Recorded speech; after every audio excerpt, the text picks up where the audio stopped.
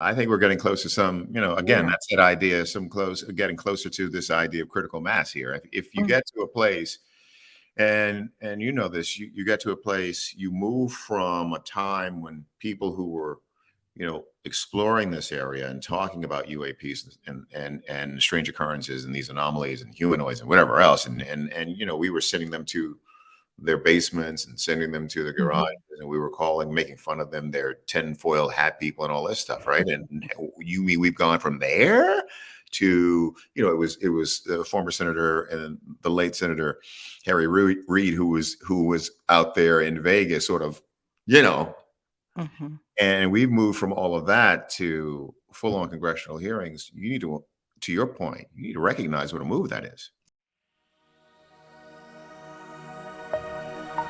Right now on Higher Journeys with Alexis Brooks. Well, hello, everyone. Welcome to Higher Journeys. I am your host, Alexis Brooks, and I am so happy that you're here with me today. Speaking of host, I mean, can I even call myself a host when I'm sitting alongside Well, this man right I here? always want to. I Right. always want to chop you up, right? I gotta. You're so good and so smooth and everything else, and it's like, oh man, I just want to. I just want to chop it up. I want to interrupt. I want to jump in. I As want he to. has. It's Tony, good to see you. Tony Harris. Antonia. I call him Antonio. Yes, yes. I think I'm the only one. But anyway, the illustrious host of The Proof is out there. And we're getting closer every day to the proof, to the truth. And Yeah, Tony is leading the way. So happy to have you right at the start of season 3 of the History Channel's Proof. How you yeah. feeling? I'm feeling great. So here's what I want to say to you, because I've been confused by this myself. Ooh, should I put some makeup on or something? Look a You're little good. rough. So You're as I join you, I'm just back from shooting in New York, and Kirby knows this. Our lovely, PR manager of all things, right? We're just back from shooting season 3. On the air now is season 2, and you're like me because you contribute to the show. We get confused as to exactly where we are in our own little world. So season 2 is on the air right now. oh, Season 3, Alexis, is in the can. How's that? that's right. I'm sorry, guys. I got a little. Well, see, I'm not behind the scenes, man. I'm just kind of. I just do what y'all tell me to do. I get on the camera. I look as best I can. I Good I great. talk What are you about. talking about? In any case, we kicked off a new season. Yeah. What, last week? Now we're recording this on. Today is the 13th, I believe, or the 14th. Yes. 13. So we're a couple of shows in. So by the time you see this next Yes. week, we will be, I think, 3 shows in for the season. We have gone, journeyers, from 30 minutes at the start of this back in January of 2021 to a full hour, capped with specials and really sort of drilling down on some of the things that Tony and I talked about a couple of years ago, a year and a half or so ago, about really zoning in to the stories that deserve more scrutiny. And I'm quoting you. Do you think we have managed to do that, Tony? There's a lot of stuff out there, a lot of things people are sending, but have we gotten closer to the core of the things that matter when we talk about this high strangeness, you think? Yes, is my short answer. And part of it, thanks to you and the other brilliant people, smart people who have been in this space for a long time, certainly, much longer than I've been in the space, have been telling us that this research is valuable, it's important. We're learning things all the time. And I think we're getting close to, undeniable moments, not but moments that kind of represent, mic drops in this space and in what we're doing. So you said a couple of things that were interesting that I'll pick up on. I mean, we started in season 1, and this, you were right there with us on this journey. We started season 1, and we were sort of scouring the internet, and we were turning to people like you, Alexis, and saying, hey, we're starting this new show, and help us in identifying material and stories that deserve a closer investigation and more scrutiny. And because we hadn't sort of revealed the conceit of the show yet, which is we're going to crowdsource this thing. We're telling folks at the end of the day to keep these things rolling, keep these cameras rolling, with the hope that folks would find enough of what we were doing in season 1 until we got our sea legs under us to propel us to a season 2, send in the material so that we could then use a lot of what they were sending us, sift through it all, and pick the stories that were really compelling for a second season. That's exactly what happened. And Alexis, this is a crapshoot when you do these things. You Mhm. do a couple of episodes, you give it a test run, you hope it works. You never know if it's going to work, if you're going to get past those test episodes. Much less an entire season. But we're at a place now where we've got, I'm saying that we've got a bit of an embarrassment of riches. We've got all kinds of stories, land, sea, and air, what's in the woods, right? And we've gone from this place where, we were leaning heavily on the stuff that people really like and expressed an interest in for years. And that's Yowie, Bigfoot, Sasquatch, the Loch Ness Monster. And we've gone from that to this place where we have disclosure with congressional hearings That's right. in the In public, May. in the That's closed right. doors, right? Closed door Mhm. hearings. And so what's being shared in those hearings, we still don't know. So we've just made a huge leap forward. And so I say all that to say, I think we're getting to a place where there's just such a movement, and so many more people are aware of this space and interested in the space and are seeing things that they can't explain through their own heads and hearts and whatever else. And people like you have been really helpful at putting some meat on that bone. So yeah, I think we're getting close and closer all the time to really definitive moments in the space. Great. Beautifully said. I couldn't agree more. Yeah, well, I wanted to talk about that very well publicized hearing back in May, of which was a whole bunch of nothing, at least that which we were privy to. And then, as you said, there was this closed door session, That's it. which That's it. It's the I closed don't, door stuff. the closed door session. And, people have asked me, well, what do you think of this revelation that there's this really serious hearing going on? I said, well, they said a whole bunch of nothing, but I don't think it's in what they said, but the fact that there was one that is telling you something is going on, something they're trying to prep the public for. Yeah, I think we're getting close to some, again, Yeah. that's that idea, getting closer to this idea of critical mass here. If you Mm. get to a place, and this, you get to a place, you move from a time when people who were, exploring this area and talking about UAPs and strange occurrences and these anomalies and humanoids and whatever else, and we were sending them to their basements and sending them to the garages, and we were making fun of them, their tinfoil hat people and all this stuff, right? And you mean we've gone from there to, it was the former senator and the late Senator Harry Reid who was out there in Vegas, sort of, Mhm. and we've moved from all of that to full-on congressional hearings. You need to your point, you need to recognize what a move that is. Yeah, it is. You Washington have to Post. zoom out. You have to zoom out and look at it. Of course, those of us in the field of ufology, if Mhm. you will, are still kind of laughing and raising sort of a brow of what is this? Because we've been in this for so long and we've gone so deep. But to see, as you said, a critical mass sort of coalescing around this is really good. So I'm optimistic. You put the flags in the ground, right? Yes. Hmm. You led the way, right? And often the folks who are leading the way, right? They get scorned, they You get make mocked, enough noise. Yeah. and now that everybody's catching up, you're Mhm. like, yeah. 20 years ago, Right. 10 years ago, we were talking about this. You thought we were, nutcases, but oh, hi, welcome to Mhm. our world. Yeah, it's a good We thing. need you.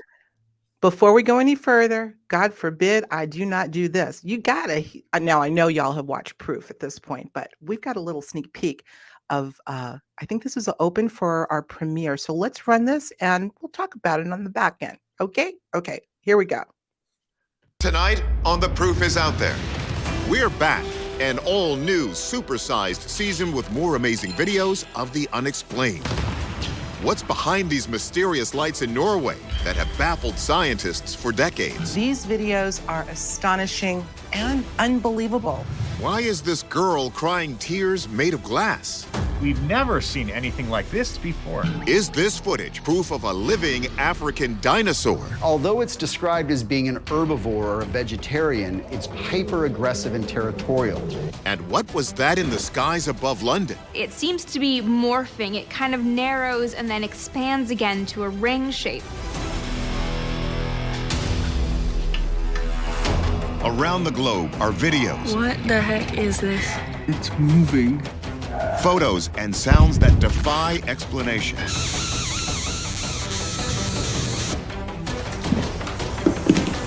Is it some kind of unidentified object? Are we looking at something that's CGI? What are they? Some sort of bizarre mutation. Extraordinary claims need extraordinary proof. I'm Tony Harris, and as a journalist for more than 30 years, I've followed the facts where they take me. Now I'm bringing that spirit of investigation to the world's strangest sounds and images. We'll analyze each one with top experts. It's a credible case, it's a credible video. And pass a verdict on what it is. This video was clearly faked. The Proof starts now. On The Proof is Out There. All new 1-hour episodes premiere Friday at 10. Right after The Unexplained at 9. Only on the History Channel. Whoop, whoop, whoop, whoop. Wasn't that good? Kirby, I'm going to shout out Kirby, our illustrious PR director. Good job. Good job, woman. This is good sample. As I remember, we ran a clip last time. Same thing. Great sample of what the show is all about. You know what I wish, don't we? You know what I wish I got to do? I did not get to do the story or talk about the story of the woman that was crying the pieces of glass. What would you have said? Say it now. Well, I will. First of all, this resembles what is known as stigmata. Stigmata are the wounds that would spontaneously appear on particularly religious figures. I'm trying to think of one, not St. Francis of Assisi. Anyway, lots of people have reported stigmata where wounds would appear according to where they believe the crucifixion wounds took place. Yes. So clearly those are more geared toward blood, emerging from the hands. But there's stories of this in the history books for sure. Yeah. Now, I know that this was deemed a hoax. Yeah, I was trying to remember the verdict. It was a hoax. It was? Okay. It was deemed a hoax. But this is not, it's an anomaly, of course, but it's not as much as you might think. Well, here's the other thing you know, because you're with us. We render a verdict. Okay, first of all, not many shows are willing to stick their necks out like that, right? So the real beauty of the show is take me out of the mix. The real beauty of the show is the concept, and I'm sure you've spoken to or met Mike Stiller, who is the man who created the show. One of the executives at the History Channel, and the concept and the format that they put together, created for the show, is really the bit of genius here. So we get all of these videos in, and some of them, we've gone back in history and found stuff that from 10, 20 years ago that we felt needed a deeper dive and a closer investigation. And in those cases, what's great about those videos is that we identify them. We can then timestamp them, and then it's the History Channel. So we can make we can make it more historically relevant, right? Tell a deeper story, right? So the videos already have their story, how they would capture this, that, and the other. And then we can timestamp it through history and through time. So that's really what's fun about the show. And season 2, supersized. I love that. The idea that we're a supersized show this season, because I do too. I do too. I love it. So at this point, how many shows? There have been, I believe, close to 38 episodes, close to 40 episodes to date. Alexis, can you believe it? So we did 10.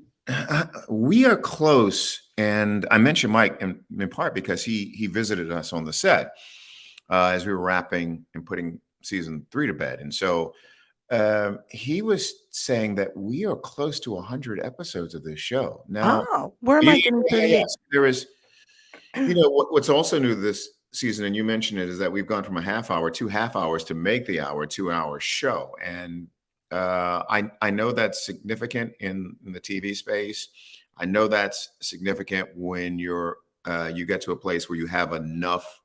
You have a volume of shows of a number that you can then sell to other platforms. So you might see us. I don't know if we're on additional platforms. We probably are, Hulu or Amazon or somewhere else. But we've got that critical mass of 100 shows. We're very close to it now, so that the show can be seen in syndication. And so I see. Alexis, wow. Are you on the History Channel, but you may be on local television stations in local markets around. That's how it works. Right. The proliferation. Around the world. So now we're talking, where did I get 38? Maybe I got that from the website itself, but nonetheless, you've done a lot of shows. Here's my point. You've seen a lot of things, and you and I have had this conversation on a couple of occasions about your experience, the experiential journey Yes. of yours. Yes. Tell me 2 questions, actually. Yes. Now that you can put all of this phenomena in a larger and tighter context, where do you stand on all of this in terms of Right. the reality? How has your philosophy changed, if at all, when it comes to these things? Um, I am more curious, and you know this. It's my sort of curiosity that's driven me throughout my career. Right. Mm. I was trying to add it up the other day. It's like 42 years in this game, which is 42 years when you say it, right? Mhm. And kind of the central tenet of my career has just been curiosity, right? Not the smartest guy, not the this, not the that, but it's just this curiosity and where it's taken me. And I come to this from a crazy little place. I mean, I grew up in Baltimore, as you know, and I started thinking about these things not under my own power, but because of the music I was listening to. I was listening to Pink Floyd. I was listening to Earth, Wind, and Fire and Maurice White talking about, Jupiter, right? Absolutely, absolutely. Right, you know what I'm talking What about. And then, that and then it yeah. was, yeah, and then it was Parliament Funkadelic and George Clinton. One of the pieces of memorabilia I've tried to get on the set for a couple of years is the Mothership Connection, Mhm. right? Can I get the Mothership? Can I get the Mothership on the set? Even if you just frame the album. We talked about this. Yes, Yeah. yes, and so that's how I came to this. So, just from those early musical influences, I've just come to believe that we're not alone in the universe, and we've talked about that. And as more and more evidence comes in, and more serious-minded people are joining you in this exploration, I just feel like I'm believing these days that we're going to have those moments that I talked about earlier, those drop the mic, you can't deny it anymore. Let's go. Let's go. Mhm. But the thing that I'm becoming more curious about is when we make contact, first contact, or when we make contact. There were a lot of folks who were wondering whether if they're aliens, will they look like us, right? Will it be sound based? Will it be kind of a microorganism or something? What will contact look like? So I'm more and more curious in that area, in that direction. So Okay. Well, I got a lot to say about that, right? that's why I teed it up. I got a lot to say about that. I Yo, do, man. I do this for a living. Listen, and my audience knows because many of my audience members call themselves contactees. So if I may, in representing a lot of people, not Yes. only in this field, but experiencers, will say, what will contact look like, or what has it look like? What does it look like? Yeah. Because contact is a spectrum, Tony, based on all of the evidence, based on the data, and based on the anecdotes, which is really the crux of what we call disclosure. Yes. People are having experiences. I think I may have said this before, and the science that we understand or that we know denies because they don't have the instruments to measure. The anecdotes, the experience is what is really where it's at. Now, I suppose what you're talking about is contact on a more ubiquitous scale, Yeah. than landing on the White House lawn, which, by the way, I don't think is going to happen. Right. But many people, FYI, are talking right now in this field and outside of it that they feel like they're having dreams. They're Yeah. having sort of premonitions, ominous premonitions, and it's not a bad thing or a good thing. It's just an event in which there will be an undeniable disclosure. How it will happen, I have no idea. I don't think it's going to be coming from authority, by the way. I think they want to control it, but I think they also know that they can't ultimately. We are dealing with others, not one group, but probably a multitude. Human looking, non-human looking, the grays, the this, the that. Oh, please, man. So I just had to throw that in there. No, Contact has I happened. love that, and that tees me up to something that I wanted to. I know you in all likelihood have seen this, but can I read a couple of paragraphs to you from this Absolutely. Yes. from this New York Times piece that that was dropped a couple of days ago, right? Maybe we can get a screenshot and post. Go ahead. Have you seen it? Yeah, I just I posted haven't. it on Twitter.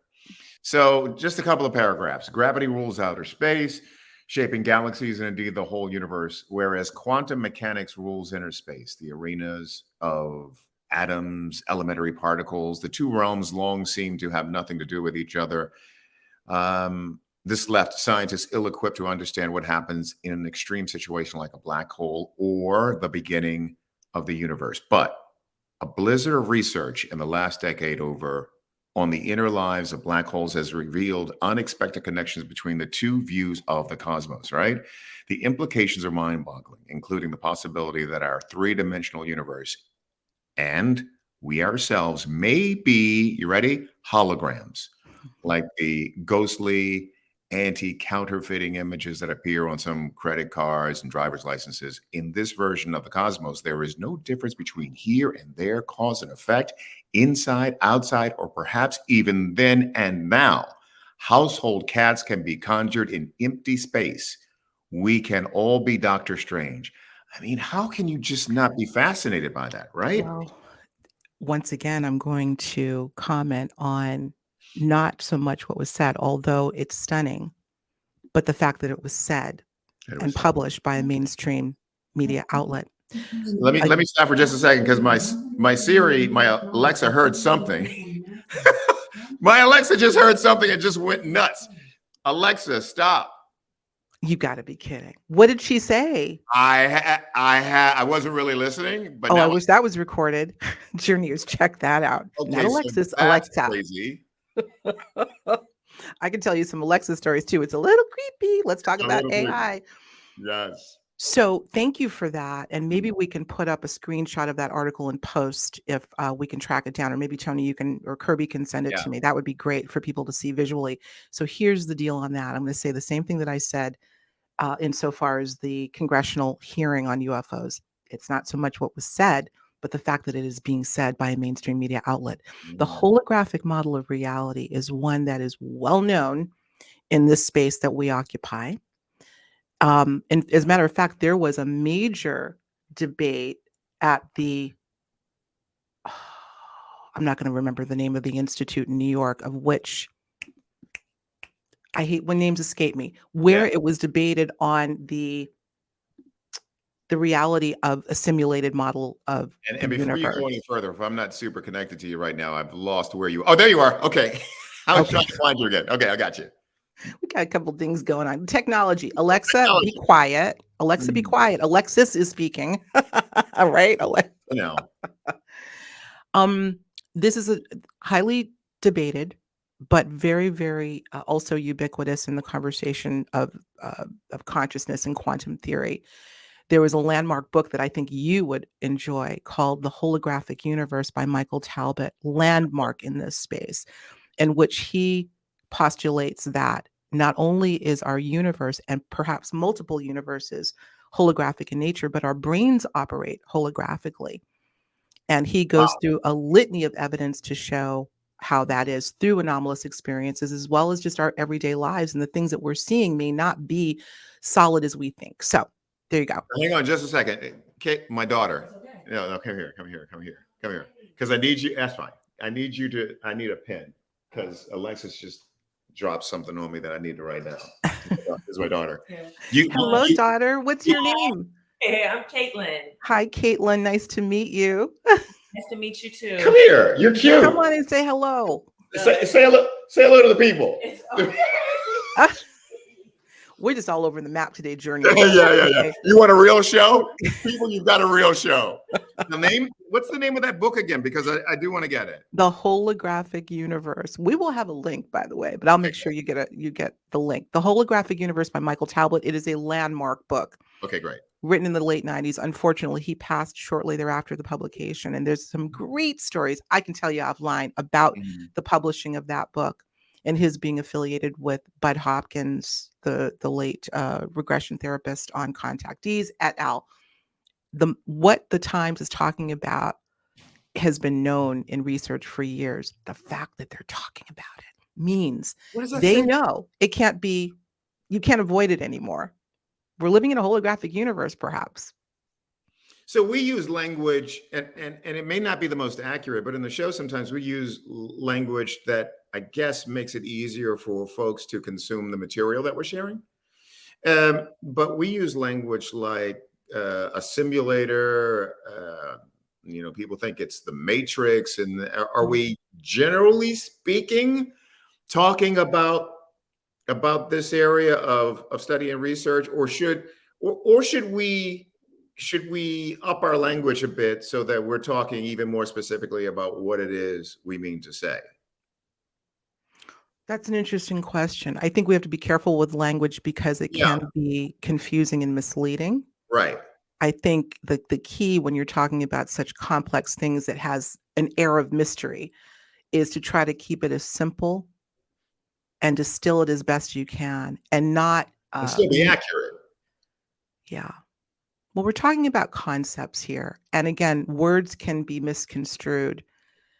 I don't know. That's an interesting question. I'm not really sure how to answer that. Yeah, I'm not. Yeah. I mean, so I think we've used language like holograms a couple of times in the show, and I just, I turn to people like you. Obviously, folks are always asking if I get a chance to speak to the experts on the show, and I said yes, I do. And I always want to run things by you just to make sure that our language is where it should be. Mhm. Mhm. And I that's think just you do a good job. I think you do a good job, actually. I've learned a few terms from you, okay. from the team when Yeah, I was seems assigned terrific. Really stories. Yeah, smart.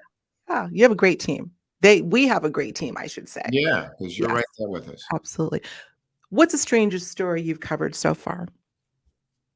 Um, kind of adjacent to that question I get is, have you seen anything that really frightens you or worries you or anything else? I I don't know. I think I'm really curious about what's in the seas, Hmm, right? I feel like there are a lot of resources being devoted and dedicated to space, right? I find the recent comments from Bill Shatner in his book hmm.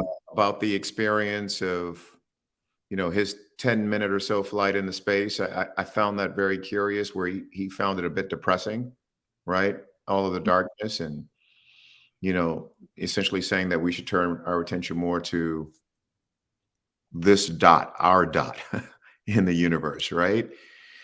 But I'm really curious about areas that we really haven't spent a lot of time and resources in understanding better, and the depths of the seas are really interesting to me. I will tell you, I'm about to start taking a diving class to get certified Really? because Okay. I'm that interested in the creatures that we haven't identified. Just Uh, don't get too close to them if you're going to be diving. Okay. yeah, yeah. We don't want you on the headline. Megalodon swallows Antonio. Yeah, so I mean, the vastness of the oceans. Mhm, mhm, So absolutely. I'm really curious about that. So whenever we get videos that where Hmm, people have spotted something in the oceans, that always gets me going. And I've told you this before. When it comes to the things we're capturing in space and the things we're looking at in space and the galaxies and universes, and I'm always curious as to the connections that people make to the spiritual, right?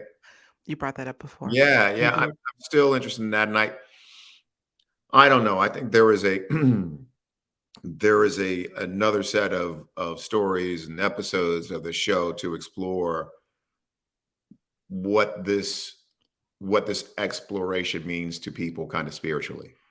I think that, in fact, I think I quoted you here. I had in my notes. Let's see if I can find it. Yeah, that's Where that's you reference that, and that is very, very important, Tony, and well, obviously I it's don't know what important it, to that you. it is. I wanted to hear from you on that because I know that that's the way I'm processing a lot of this material. Mhm. And the way individuals process is important. It's unique to them, and okay, but yeah, I mean that's something that's really interesting to me. You're And talking about the spiritual aspect yeah, or yeah, well, you here's I can't find the quote, but I believe if I'll be yeah. paraphrasing, you said, "Because we're covering the type of material that causes one to scratch their head, it will also cause us to hold up a mirror to ourselves Yes, That's what you said. And Yes. I could not agree more because look, I have said this time and time again. I could care less, sorry guys, about lights in the sky. That's happening every 8 seconds. Something. What's happening here experientially? What is happening here? The biggest discovery, I was quoted in some book saying this, is self-discovery. And vis-a-vis the experiences that proof and others are illustrating, we may just find out who self is, who we are. I love that. I mean, that's the thing that's, you were asking me earlier about the stuff that's driving me and what I'm learning and do I believe in this and has the belief system changed a little bit? And in that area, yeah, I just think that we're going to, through this journey, we're going to learn so much more about who we are, what makes us tick and what our real connection is to the world and to, absolutely. Yeah, I'm anxious for that. I'm glad we get a season 3. I'm overjoyed with the engagement of the audience with the show. It's really exciting stuff. I feel like an accidental tourist every day who just happened to land on a vehicle that seems to be landing at just the right moment, a little bit of the zeitgeist for us. No accident, Tony. Let me just say on the record, you do us proud, really. And I say that no tongue in cheek here. You do us proud. You do such a beautiful job at bringing just the right balance of humor, humility, and seriousness. Yeah. Lightness, and it's appreciated, and it comes through beautifully. Yeah, so thank you. Of course, thank you. Thanks for all the help you've given me, and send me a reading list. I will. It's on the record. I will. Okay. I will absolutely do that. Listen, let's tell people where they can send in their footage because I know y'all got some stuff to share on send to the History Channel. Do we have an email? So the email is info@theproofisouthere.tv. info@theproofisouthere.tv. That's the best place to send material. Okay. Now, the second best place to send material, it turns out, for people seems to be my Twitter feed. So that's happening by default. If you didn't get the address, if you didn't get the address and you just got to send it out immediately, you can always send it to my Twitter feed. I'm at Tweet Tony Harris. Sorry, it's no more creative than that. It's Tweet Tony Harris. Not the real Tony Harris. It's not that. I was dragged kicking and screaming when I was at CNN into the social media space, and I got slammed and ridiculed because I went on television making fun of Facebook and this whole idea of Facebook friends. But I got dragged into this, so I had to come up with a Twitter handle, and I had to do it in like an hour. So it's Tweet Tony Harris, and I never changed it. And so he's very active. I was just peeping your feed. Yeah, very active on a host of different subjects, including and it's mostly sports because I don't mind getting into crazy arguments about sports. I try to stay away from the politics. I am totally engaged, as you know, in the world outside of what we study and what we're exploring with The Proof Is Out There. I'm a citizen of the world. I've worked all over the world, so you've traveled all over the world, so I'm engaged in this life completely and fully. But I try to avoid the hottest of the hot topics in this country because it's not good for you. It's just not good. It's not good for the soul. It's a trash site. It's not the real world. It's trash. You heard it from him. I agree. Go over and see what he's talking about right now. Let's see if he's there. You go. There you go. Listen, Mr. Harris, don't hang up. We're going to do a proper goodbye, but I want to formally thank you once again for joining us. And I am so excited. We got more good stuff coming up on The Proof Is Out There. Season 2. We'll talk to you guys real soon. Thank you, Tony. Thank you. Always good to see you. If you enjoyed this episode, be sure to watch what's next, plus more to explore. And don't forget to subscribe to Higher Journeys.